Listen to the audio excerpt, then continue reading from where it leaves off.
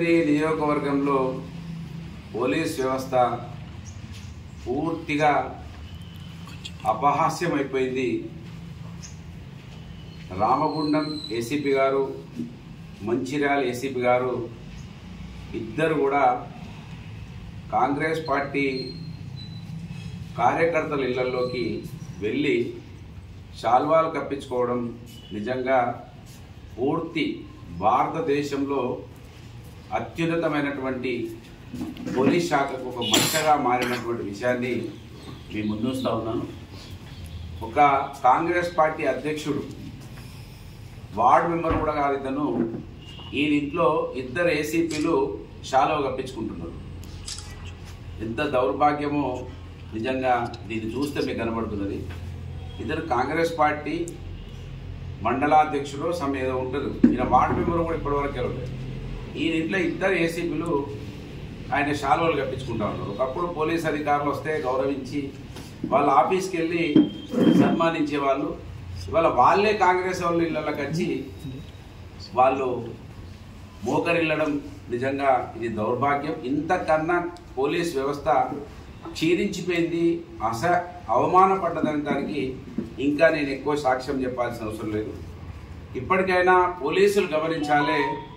మనం నిన్ననే ఇక్కడ జనగామలో ఒక విఏఓను తొలగించారు. కలెక్టర్ విఏఓను తొలగిస్తే ఆయన మీద అలాంటి అవినీతి ప్రూఫ్ కాలేదు అని చెప్పి కలెక్టర్ మీదనే కేసుకు సిఫారసు చేసింది కోర్టు. గమనించాలి, పోలీసులు ఇట్లా కాంగ్రెస్ కండువాలు కప్పించుకొని కాంగ్రెస్ లీడర్ల ఇళ్లకి తిరిగేటువంటి పోలీసు వాళ్ళు, కోర్టులు ఉన్నాయి, మీరు కేసులోకి ఎన్ని పెట్టి పూజారి సత్యనారాయణ లాంటి వాళ్ళను, మా బీఆర్ఎస్ పార్టీ సోషల్ మీడియాలో పనిచేసి వాళ్ళను భయపెట్టిస్తే భయపడరు అనడానికి భారతదేశంలో ఒక గొప్ప రాజ్యాంగం ఉన్నది. ఆ రాజ్యాంగాన్నే చేతులు పట్టుకొని తిరిగేటువంటి రాహుల్ గాంధీ గారు ఈ మంత్రి నియోజకవర్గంలో బాబాసాహెబ్ అంబేద్కర్ గారు కల్పించినటువంటి ఆర్టికల్ 19 ధ్వంసమైపోతా ఉన్న విషయాన్ని గమనించమని కోరుతా ఉన్నాను.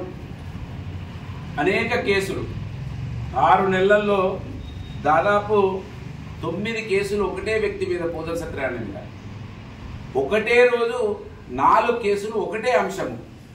ఈ ఒకటే అంశం మీద అట్లా కేసులు పెట్టద్దని అనేక రూలింగ్స్ ఉన్నాయి.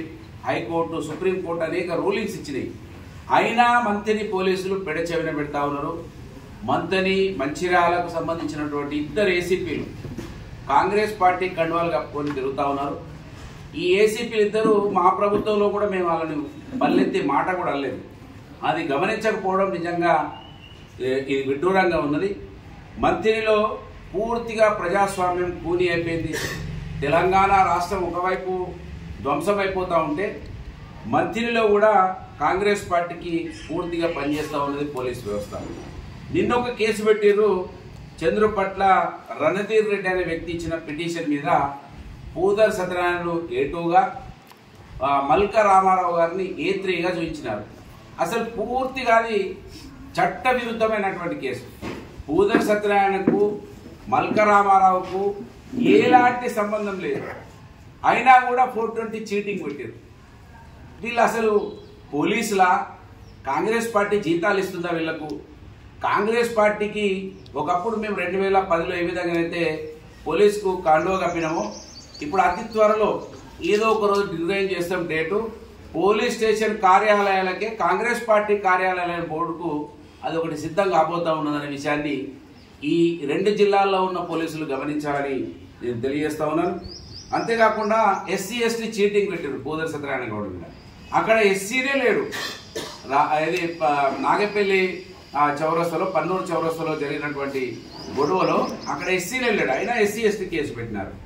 ఈ విధంగా పూజల సత్యనారాయణ గౌడ్ మాకు యాక్టివ్గా సోషల్ మీడియాలో పనిచేస్తుండే కనుక ఆయన మీద అనేక కేసులు పెడతా ఉన్నారు. మీ ఊకదంపుడు కేసులకు, మీ మీ మీ మరీ ఇది పూర్తిగా పోలీస్ వ్యవస్థను అంటే అపహాస్యం చేసేటువంటి మీ కేసులకు బీఆర్ఎస్ పార్టీ భయపడది అని మళ్ళొకసారి గుర్తు చేస్తున్నా. ఆర్టికల్ 3ని కూడా ఇక్కడ తుంగలోకి దక్కింది. ఇంతకుముందు నేను చెప్పిన అసలు ఇక్కడ ఆర్టికల్ 20 కావచ్చు, ఆర్టికల్ 19 కావచ్చు, ఏది కూడా ఇక్కడ అమలు జరగడం లేదు. రాహుల్ గాంధీ మాత్రం రాజ్యాంగాన్ని పట్టుకొని తిరుగుతున్నాడు.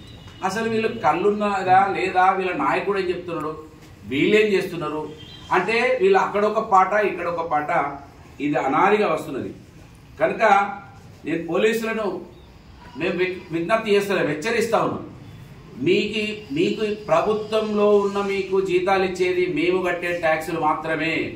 మీ చేతిలో తుపాకీ ఉన్నదంటే కారణం మా ట్యాక్సులే. మీకు ఇచ్చిన తుపాకులో మీకు ఇచ్చిన కలము అది ప్రజల శ్రేయస్సు కోసం ఇచ్చారు. కేసులు బనాయించమనో తుపాకులు పెట్టి కాల్చి చంపమనో ఇయ్యలేదు. తస్మత్ జాగ్రత్త మంత్రిని పోలీసుని హెచ్చరిస్తున్నా. మీరు ఏదైతే ఆ రోజు 2009లో అధికారంలో ఉన్నప్పుడు ఇదే విధంగా పోలీసును వాడింది మంత్రి కాంగ్రెస్ పార్టీ, ఇవాళ కూడా అదే విధంగా పోలీసును వాడుతూ ఉన్నారు. ఎక్కడ కూడా కనబడకుండా ధ్వంసం చేస్తూ ఉన్నారు. హెచ్చరిస్తున్న పోలీసులని తస్మత్ జాగ్రత్త, మీ ఊక దంపుడికి భయపడము, మీరు గమనించుకోవాలని కోరుతున్నా. ఇవాళ నిన్న ఏ విధంగా మీరు కేసు పెట్టినరో దాన్ని పూర్వశక్తి మేము కోర్టుకు పోము, చాలా చేయం. మీ పోలీస్ స్టేషన్కి ఎప్పుడు వెళ్తారో అప్పుడు వస్తాము, మీ సంగతి ఏందో అక్కడనే బయట పెడతాము, అక్కడనే అడుగుతాం మీ పోలీస్ స్టేషన్కి వచ్చి. అందుకే ఒక్క కేసు మీద కూడా ఇప్పటి వరకు మేము కోర్టులోకి వెళ్తలేము. మీరు ఎన్నడూ పోలీస్ స్టేషన్కి పిలుస్తారా, ఎన్నడూ మేము రావాలా చూస్తున్నాం. పోలీసులను కూడా ఖచ్చితంగా ఊరుకునే ప్రసక్తి లేదు. మీకు జీతాలు మేము మాత్రమే ఇస్తున్నాం, ప్రజలు మాత్రమే ఇస్తున్నారని గమనించాలి. ఇంత నీచంగా కాంగ్రెస్ నాయకుల ఇళ్లలోకి వెళ్ళి వాళ్ళు ఏది రాసిస్తే అది కేసులు పెడతా ఉన్నారు. మంత్రిలో ఈ ప్రాంతంలో ఒక ఇద్దరు పోలీస్ అధికారులు, మీ చేతిలో తుపాకీ ఉన్నదంటే కారణం మా ట్యాక్సులే. మీకు ఇచ్చిన తుపాకులో మీకు ఇచ్చిన కలము అది ప్రజల శ్రేయస్సు కోసం ఇచ్చారు. కేసులు బనాయించమనో తుపాకులు పెట్టి కాల్చి చంపమనో ఇయ్యలేదు. తస్మత్ జాగ్రత్త మంత్రిని పోలీసుని హెచ్చరిస్తున్నా. మీరు ఏదైతే ఆ రోజు 2009లో అధికారంలో ఉన్నప్పుడు ఇదే విధంగా పోలీసును వాడింది మంత్రి కాంగ్రెస్ పార్టీ, ఇవాళ కూడా అదే విధంగా పోలీసును వాడుతూ ఉన్నారు. ఎక్కడ కూడా కనబడకుండా ధ్వంసం చేస్తూ ఉన్నారు. హెచ్చరిస్తున్న పోలీసులని తస్మత్ జాగ్రత్త, మీ ఊక దంపుడికి భయపడము, మీరు గమనించుకోవాలని కోరుతున్నా. ఇవాళ నిన్న ఏ విధంగా మీరు కేసు పెట్టినరో దాన్ని పూర్వశక్తి మేము కోర్టుకు పోము, చాలా చేయం. మీ పోలీస్ స్టేషన్కి ఎప్పుడు వెళ్తారో అప్పుడు వస్తాము, మీ సంగతి ఏందో అక్కడనే బయట పెడతాము, అక్కడనే అడుగుతాం మీ పోలీస్ స్టేషన్కి వచ్చి. అందుకే ఒక్క కేసు మీద కూడా ఇప్పటి వరకు మేము కోర్టులోకి వెళ్తలేము. మీరు ఎన్నడూ పోలీస్ స్టేషన్కి పిలుస్తారా, ఎన్నడూ మేము రావాలా చూస్తున్నాం. పోలీసులను కూడా ఖచ్చితంగా ఊరుకునే ప్రసక్తి లేదు.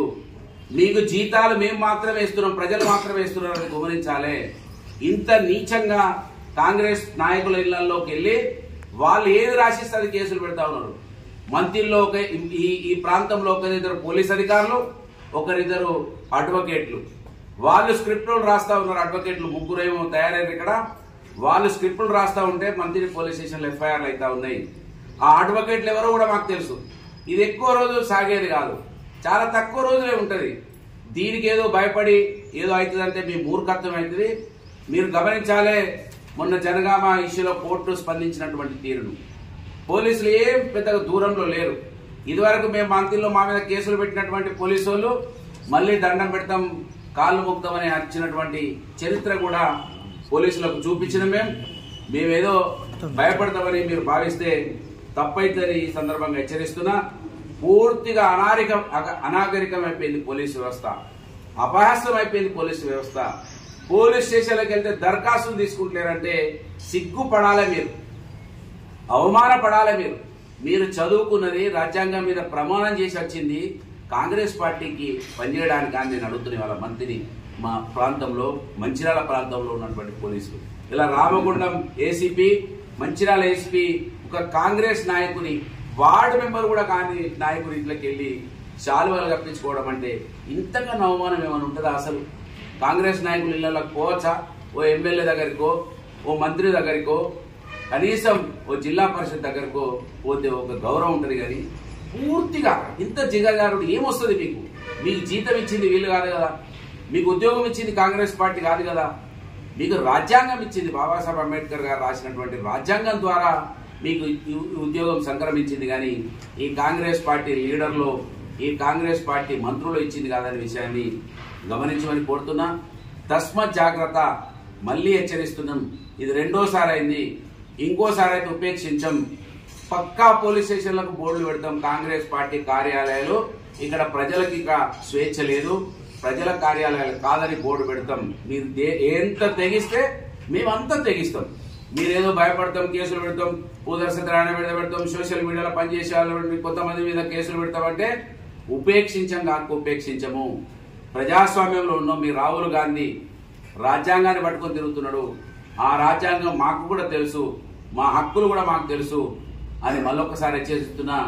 ఉపేక్షించమనే విషయాన్ని గమనించమని పోలీస్ యంత్రాంగాన్ని సిపి గారు స్పందించాలి.